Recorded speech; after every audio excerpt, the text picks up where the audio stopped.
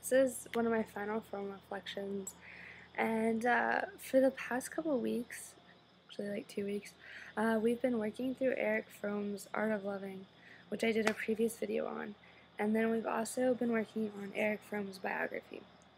And I found it really interesting.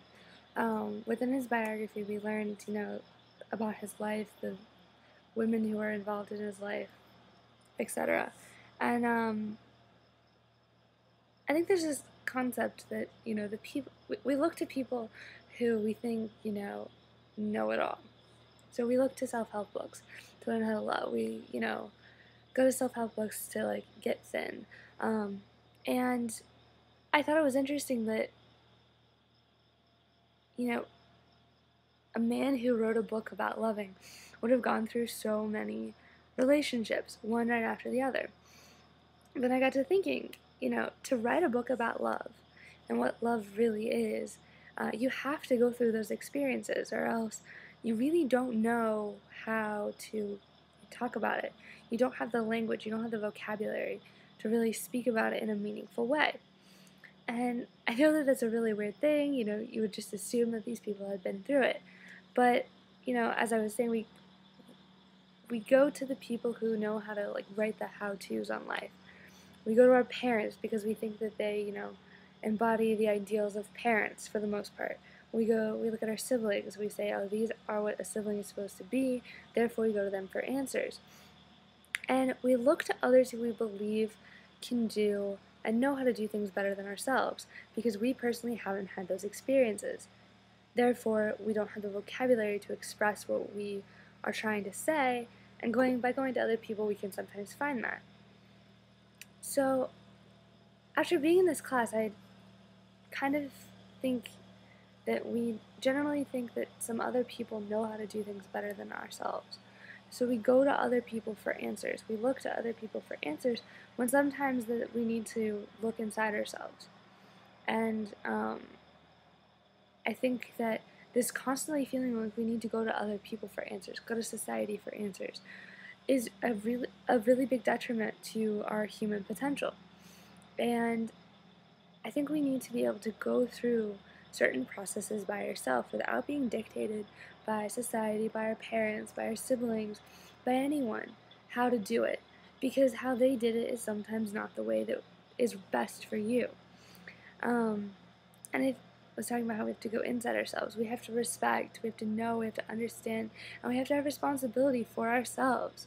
And by having those things, we can honestly say, okay, hold on, I need to have this experience so that I can honestly know, understand what you're talking about. You may have gone through it, but I haven't. And I think that Eric Fromm is able to write this book because he had these traits of respect, responsibility, understanding, and knowledge of himself. Therefore, by going inside of himself, therefore he was able to actually write this book. And going through a series of these relationships was important for him and understanding himself. So I think sometimes, society frowns upon going through one relationship after another in quick succession. But if that if that, stepping back and taking time, which society dictates, if that hinders our human potential, isn't that really a bad thing? It's kind of what I think now. And I guess, maybe the biggest thing I've learned is to not necessarily follow exactly what society says or the ideals, what everyone else wants you to do, because sometimes that's not what you need. I think sometimes, high schoolers go through that with college. Their parents really want them to become a doctor or a lawyer, and that's not what they need. They may need to become an artist or a businessman, and society and our parents say, but, to be successful in life, you have to do this, this, and this. But I think success can be rated on different levels, and maybe, one person's success won't be another's. And I've also learned that not necessarily all relationships are built to last.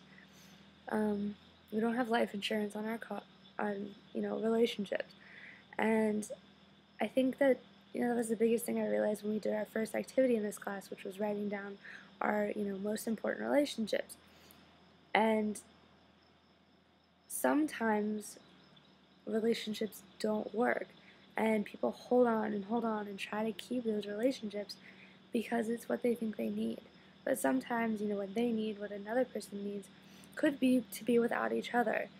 And sometimes it may be really scary to do, but sometimes we have to let people go. Um, or maybe sometimes we need to jump off a cliff with somebody. And both things are scary. We fear losing it all, which losing it all could be losing the person or losing it all by going with them. So, I think that what Fromm has taught me is that sometimes we need to go through these things. We need to risk everything in order to um, move forward as human beings and to reach our human potential.